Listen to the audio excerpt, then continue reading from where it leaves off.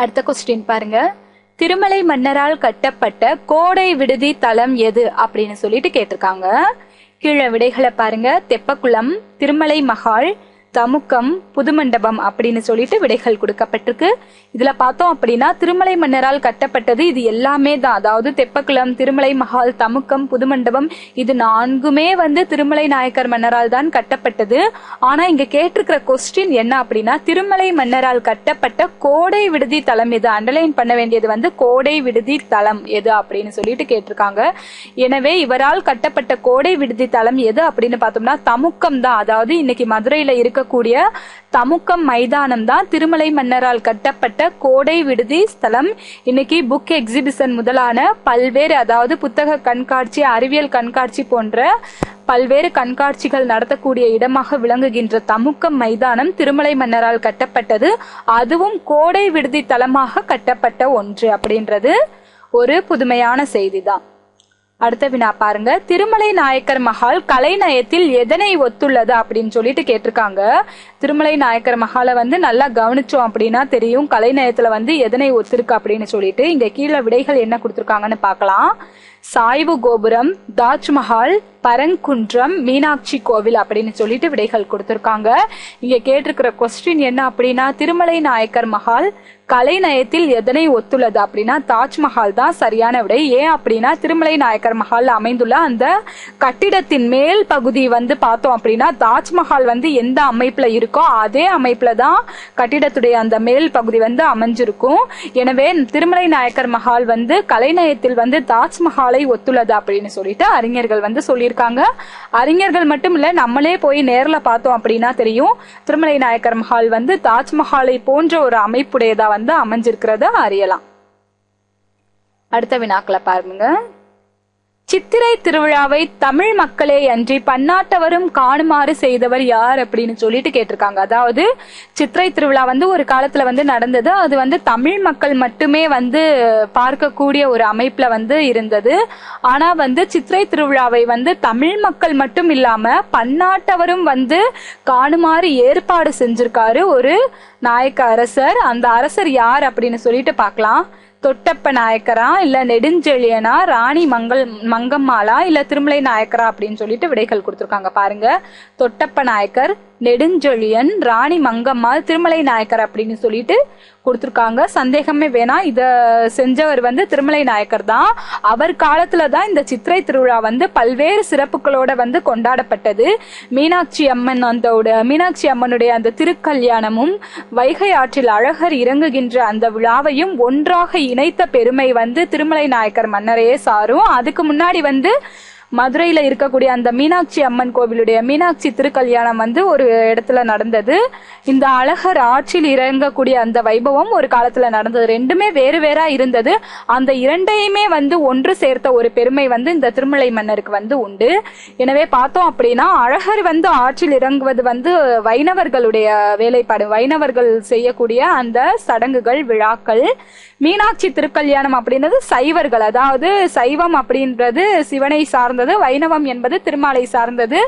சைவத்தையும் வைணவத்தையும் இணைக்கக்கூடிய ஒரு பாலமாக அமைஞ்சிருக்கு இந்த சித்திரை திருவிழா.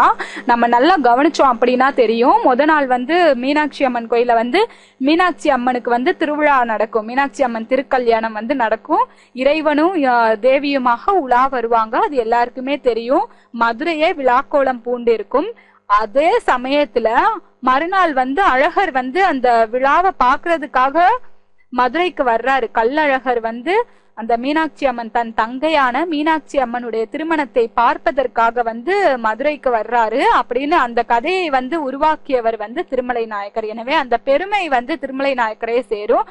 இந்த சித்திரை திருவிழாவை வந்து தமிழ் மக்கள் மட்டும் இல்லாம பன்னாட்டவரும் வந்து பார்க்கணும் அப்படின்னு சொல்லிட்டு அதுக்கு ஏதுவாக சில நிகழ்வுகளை கொண்டு வந்தவர் திருமலை நாயக்கர் மன்னர். இவர் வந்து இறை தொண்டுகளையும் இறை பணிகளையும் மிகுதியாக செஞ்சிருக்காரு அப்படின்னா அது மிகையாகாது. அடுத்த கொஸ்டின் பாருங்க. திருவிளையாடற் புராணத்தை இயற்றியவர் யார் அப்படின்னு சொல்லிட்டு கேட்டிருக்காங்க. கச்சியப்பா, சேக்கிழார், பரஞ்சோதியார், குமரகுருபரர். கச்சியப்பர், சேக்கிழார், பரஞ்சோதியார், குமரகுருபரர் அப்படின்னு சொல்லிட்டு விடைகள் கொடுத்திருக்காங்க. இதுல பார்த்தோம்னா பரஞ்சோதியார் தான் சரியான விடை. இவர் தான் திருவிளையாடற் புராணத்தை இயற்றியவர். அடுத்த கொஸ்டின், இறைவன் யாருக்காக தண்டமிழ் பாடலை இயற்றியதாக பரஞ்சோதியார் குறிப்பிடுகிறார்? அதாவது பரஞ்சோதியார் தன்னுடைய திருவிளையாடற் புராணத்துல ஒரு குறிப்பை வச்சிருக்காரு. என்ன அப்படின்னா, இறைவன் யாருக்காக தண்டமிழ் பாடலை இயற்றியதாக சொல்லியிருக்காரு அப்படின்னு சொல்லியிருக்காரு. யாரு அப்படின்னு கீழே விடைகளை பாருங்க. தருமி, கம்பர், கபிலர், நக்கீரர்னு சொல்லிட்டு விடைகளை கொடுத்திருக்காங்க. இதுல பார்த்தோம் அப்படின்னா சிவபெருமான் தருமி என்று சொல்லக்கூடிய அந்த புலவனுக்காக தண்டமிழ் பாடலை இயற்றியதாக திருவிளையாடல் புராணத்துல பரஞ்சோதியார் குறிப்பிட்டுள்ளாரு. அதாவது என்ன அப்படின்னா, பாண்டிய மன்னருக்கு தருமி வாழ்கின்ற அந்த காலத்துல பாண்டிய மன்னர், அந்த பாண்டிய மன்னருக்கு ஒரு சந்தேகம் வந்துருச்சு. என்ன அப்படின்னா, பெண்களுடைய கூந்தல்ல இயற்கையிலேயே மனம் இருக்கா இல்லையா அப்படின்றதுதான் அவருடைய சந்தேகம். அந்த சந்தேகத்தை தீர்த்து வைக்கிற புலவர்களுக்கோ அல்லது தீர்த்து வைக்கக்கூடிய அந்த மாந்தர்களுக்கோ 16,000 பொற்காசுகளை பரிசாக கொடுப்பதாக முரசு அறிவிச்சிட்டாரு. அதனால என்ன செஞ்சாங்க அப்படின்னா, எல்லா புலவர்களும் பாட்டு எழுதணும் அப்படின்றதுக்காக முயற்சி பண்ணிட்டு இருக்காங்க. அதுல தர்மி என்று சொல்லக்கூடிய ஒரு புலவர் இருக்காரு. மிகவும் ஏழையான ஒரு புலவர், வறிய நிலையில, வறுமை கோட்டிற்கு கீழ் அப்படின்னு இன்னைக்கு சொல்றோம் இல்லையா, அந்த மாதிரி வறுமையான நிலையில இருக்கக்கூடிய ஒரு புலவர் தான் இந்த தர்மி என்று சொல்லக்கூடிய அந்த புலவர். அவர் என்ன செய்யறாரு அப்படின்னா, நேரா சிவபெருமான்கிட்ட போயிட்டு அவருடைய கோவில்ல போய் இறைவன்கிட்ட வேண்டுறாரு. கடவுளே, நான் என்ன பண்ணுவேன், எனக்கு 16,000 ரூபாய் பொற்காசுகள் வேணுமே, நான் எப்படி அந்த பாடலை எழுத போறேன் அப்படின்னு சொல்லிட்டு, கடவுள் இல்ல ஆனா கடவுள்கிட்ட போய் புலம்புறாரு. அதாவது அந்த இடத்துல கடவுள் இல்ல ஆனா கடவுளை நினைச்சுக்கிட்டு அவர் புலம்புறாரு. உடனே சிவபெருமான் அந்த தருமிக்காக அந்த பொருள் அடங்கிய, அதாவது தலைவி, அதாவது பெண்களுடைய கூந்தல்ல இயற்கையிலேயே மனம் இருக்கா இல்லையா அப்படின்றதுக்கு விடை எழுதின மாதிரி ஒரு பாட்டை எழுதி தர்மி கிட்ட கொடுத்துடுறாரு. எனவே இறைவன் யாருக்காக தண்டமிழ் பாடலை இயற்றியதாக பரஞ்சோதியார் குறிப்பிடுகிறார் அப்படின்னா, தருமி என்ற புலவருக்காக அவர் பாடலை எழுதி இருக்காரு. அந்த பாடல் இன்னைக்கு இருக்கு. எந்த பாடல் அப்படின்னா, சங்க இலக்கியங்கள் என்று அழைக்கப்படுகின்ற இலக்கியங்களில் ஒன்றான குறுந்தொகையில இடம்பெற்றிருக்கு. அந்த பாடல் எது அப்படின்னா, கொங்குதேர் வாழ்க்கை அஞ்சிரை தும்பி காமம் செப்பாது கண்டது மொழிமோ பயிலியது கெழிய நட்பின் செறியற்று அறிவை கூந்தலின் அறியவும் உளவோ நீ அறியும் பூவே அப்படின்றது அந்த பாடல். அந்த பாடலுடைய பொருள் என்ன அப்படின்னு பார்த்தோம் அப்படின்னா, அதாவது பல பூக்களில் சென்று மனங்களை நுகரக்கூடிய வண்டே, நீ சொல்லு, இந்த தலைவினுடைய கூந்தல்ல அதாவது நீ போய் ஒவ்வொரு பூக்களா போய் நீ வாசம் பார்த்திருப்ப, அந்த பூக்களில் இருக்கக்கூடிய வாசம் இந்த தலைவியுடைய தலையில இருக்கா இல்ல அப்படின்னா வேறொரு புதிய வாசம் இருக்கா அப்படின்னு சொல்லிட்டு அந்த வண்டை நோக்கி தலைவன் பாடுற மாதிரி அந்த பாட்டு அமைஞ்சிருக்கும். அதாவது என்கிட்ட பழகின அந்த நட்பின் காரணமாக நீ பொய் சொல்லிராத, இருக்கிறத அப்படியே சொல்லு, உண்மையிலேயே அந்த பூக்களில் இருக்கக்கூடிய வாசம் தான் தலைவியுடைய கூந்தல்ல இருக்கா இல்லாட்டி அவட்ட தனித்து, அதாவது தனிப்பட்ட ஒரு வாசம் இருக்கா அப்படின்னு சொல்லிட்டு அந்த வண்டை நோக்கி பாடுவதாக இந்த பாடல் அமைஞ்சிருக்கும். இந்த பாடல் தருமிக்காகவே இறைவன் எழுதி கொடுத்தது. எனவே இறைவன் யாருக்காக தண்டமிழ் பாடலை இயற்றியதாக பரஞ்சோதியார் குறிப்பிடுகின்றார் அப்படின்னா, தருமி என்பதுதான் சரியான விடை.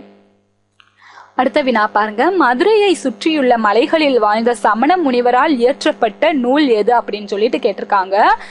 பாருங்க, இனியவை 40, இன்னா 40, நாலடியார், ஆசாரக்கோவை அப்படின்னு சொல்லிட்டு விடைகள் கொடுத்திருக்காங்க. இந்த சமணர்கள் பார்த்தோம் அப்படின்னா, மதுரையில என்பெரும் குன்றம் அப்படின்னு சொல்லிட்டு 8 வகையான மலைகள் இருக்கு. இன்னைக்கும் பார்த்தோம் அப்படின்னா சமணர் படுக்கை அப்படின்னு சொல்லக்கூடிய அந்த நாகர்கோவில் அந்த பகுதியில இருக்கக்கூடிய ஒரு மலை இன்னைக்கும் இருக்கு. அதாவது மதுரையை சுற்றி நிறைய மலைகள் இருக்கு. சமணர் வாழ்ந்த அந்த சுவடுகள் மிக்க அந்த மலைகள் மதுரையில நிறைய இருக்கு. நாகமலை புதுக்கோட்டை இன்னைக்கு போய் பார்த்தோம் அப்படின்னா அங்க இருக்கக்கூடிய மலையில அந்த சமணர்கள் வாழ்ந்த அந்த சுவடுகள் நம்ம அறிய முடியும். எனவே மதுரையை சுற்றியுள்ள மலைகளில் வாழ்ந்த சமண முனிவர்களால் பல்வேறு நீதி நூல்கள் இயற்றப்பட்டது.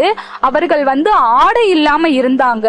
எனவே அவங்களால ஊருக்குள்ள வர முடியல. மலைகள்ல, காடுகள்ல இந்த மாதிரிதான் அந்த சமண முனிவர்கள் வாழ்ந்தார்கள். பெரும்பாலும் மலைப்பகுதியில அவர்கள் வாழ்ந்தார்கள். திகம்பரர்கள் என்று அழைக்கப்பட்டார்கள். திகம்பரர்கள் அப்படின்னா, திக்கு அப்படின்னா திசையே அம்பரம் அப்படின்னா ஆடை, திகம்பரம் அப்படின்னா திக்க அம்பரம், அதாவது திசைகளையே ஆடையாக கொண்டவர்கள், 8 திசைகளையே ஆடையாக கொண்டவர்கள் இந்த சமண முனிவர்கள். ஆதலால் இவர்களுக்கு திகம்பரர்கள் அப்படின்னு சொல்லிட்டு ஒரு பேர் வந்தது. அதாவது ஆடை அணிஞ்சிருக்கிற சமணர்களும் இருந்தாங்க, ஆடை இல்லாம இருக்கக்கூடிய அந்த சமணர்களும் இருந்தாங்க. எனவே அவர்களை திகம்பர சமணர்கள் அப்படின்னு சொல்லிட்டு அழைச்சாங்க. அந்த மதுரையை சுற்றியுள்ள மலைகளில் வாழ்ந்த அந்த சமண முனிவர்களால் இயற்றப்பட்ட நூல் தான் இந்த நாலடியார் என்று சொல்லப்படுகின்ற இந்த நூல். இது 4 அடிகளை உடைய வெண்பாக்களால் ஆனது, 400 பாடல்களை உடையது. எனவே இதுக்கு நாலடி 400 அப்படின்னு சொல்லக்கூடிய இன்னொரு பேரும் இருக்கு. இது மதுரையை சுற்றியுள்ள மலைகளில் வாழ்ந்த அந்த சமண முனிவர்களால் இயற்றப்பட்ட நூலாக விளங்குது.